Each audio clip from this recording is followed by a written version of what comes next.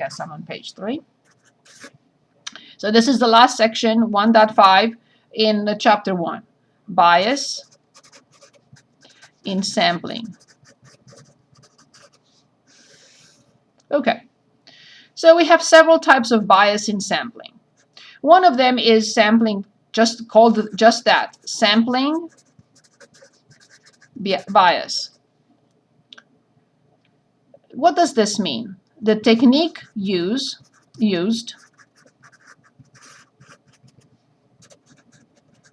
favors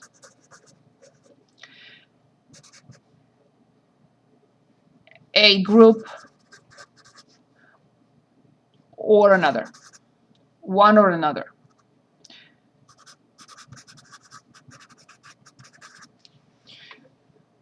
That is sampling bias. So let me give you an example of sampling bias. Let's say I use cluster. That's why I mentioned it, so I can give you some examples here. So let's say I use cluster sampling. And when I choose a class out of 10, I may have not included or intentionally excluded a particular group, a particular type of class from all classes. And that's a sampling bias. Here's another type of sampling, of a bias in sampling, non-response. I send the questionnaire and I don't get everyone to answer. So I get some responses back. Not all. People choose not to respond. Another example of the sampling bias is what it's called under coverage. So in other words, the same thing, right? I favor one group or another. And I don't select from every diversity, if you want, or from every group. I just favor one or the other. Another one, response. What is response bias? Is when I create a question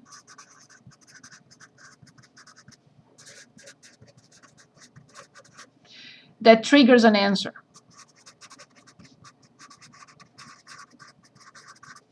A particular answer.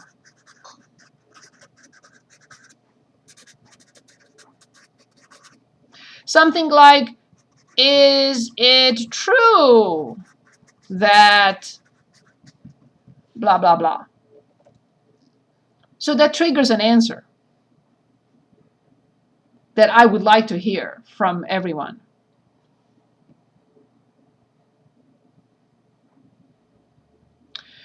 Another example is, so this is typical to an interviewer error, right?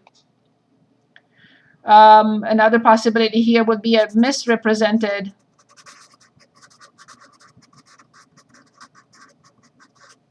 answers. Wording the question. Like I gave you an example here, wording the question.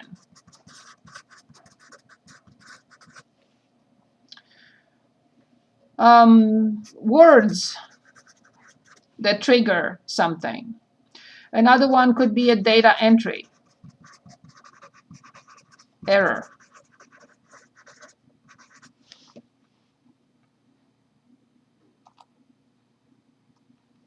So these are problems even with good schemes of sampling.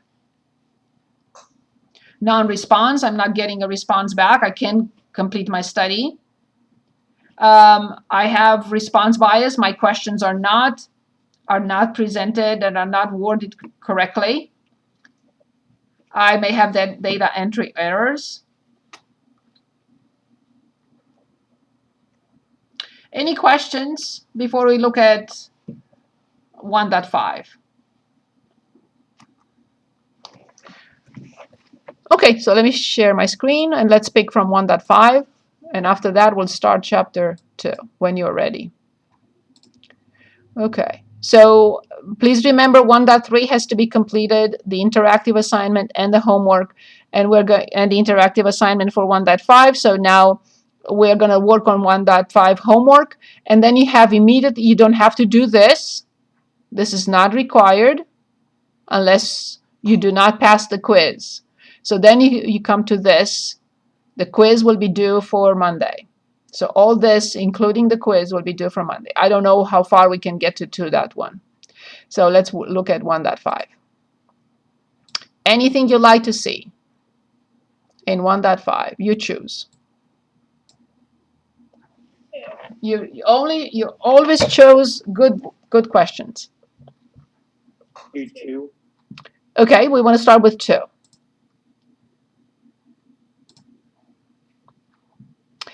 Determine if the survey question is biased. If the question is biased, suggest a better wording. Why is eating vegetables good for you? So I already tell you it's good for you. I'm not asking you, what do you think? I already had the answer for you. I answered the question for you. Now I want you to say why. So is this question biased? In my opinion, the question is biased. It triggers your answer. It doesn't give you too many choices. Choose the best question below. Do you think that eating vegetables is bad for you? Why is eating vegetables bad for you? Do you think that eating vegetables is good for you? Do you think eating vegetables affects your health? And the original question is not biased. We already selected that it is biased. Which one of these first four, you think is the better? Up. You said B as in boy or D as in dog? D as in dog. D as in dog. I completely agree. It gives you the option to think. It doesn't say, okay, here's the answer. You dwell on it. Good. Next. 4. 4. Let's look at 4. Which of the following is a potential source of response bias? So what is response bias? Again, pretty similar with what we just looked at. Okay, it's triggering an answer. Misrepresented answers, wording, order of words, etc. When a large fraction of these sampled fail to respond to the survey, no, that's not response bias. That's the non-response. When the sampling plan results in lower representation for a certain segment of the population, that is under coverage. No. When individuals can choose whether or not to participate in the sample, no. That's the non-response bias. Question that ask respondents to reveal personal facts or admit to illegal acts. No. When a large fraction of those sampled fail to respond to the survey. Wouldn't it be D because you're still asking them a question and you can shape it to however you want it to be? So that is a possibility. Questions that ask respondents to reveal personal facts or admit to illegal acts. When the sampling plan results in lower representation for a certain segment of the population, that's the undercoverage, that's the sampling bias. When individuals can choose whether or not to participate in the sample. That's a non-response, right? That's a non-response. Questions that ask respondents to reveal personal facts or admit to illegal acts. That sounds to be it, which is potential source of response bias. When individuals can choose whether or not to participate in the sample. That is a non-response, clearly. When the sampling plan results in lower representation for a certain segment of the population. That's the undercoverage, the sampling bias. when a large fraction of those, that's the undercoverage. Yeah, so please be careful and read all these. It appears that D is, because the other ones fit different other categories. Fail to respond, that's the non-response. Sampling plan, yes, that's the undercoverage. A certain segment of the population is not covered in the sample, in the study, and when individual can choose whether or not to participate in the sample.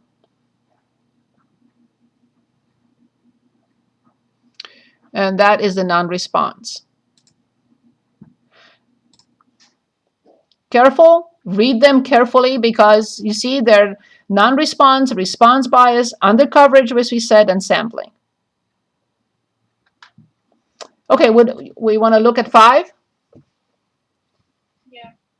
Okay, so let's look at 5.